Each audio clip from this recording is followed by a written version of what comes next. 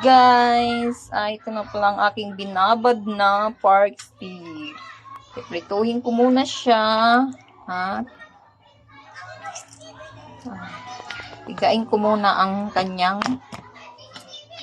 pinakasos para pag prito hindi matulog. Hindi siyang ganito lang siya. Iprito mo lang siya.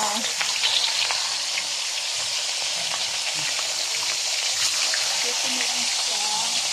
Tapos pag mag-golden brown na, kunin mo siya. Ganyan lang siya. Ang kulay, pwede na siyang kunin. Ito yung pinagbabarang ko na baboy. Pakuluan muna natin. Ubus natin at pakuluan. Lagyan ng magic sarap. Pakaunti lang maglagay ng magic sarap kasi may magic sarap. Takpan muna natin. Guys, lalagyan na natin ng sebo. Umango ang ating pork stick. Ganito lang ako mag-pork stick.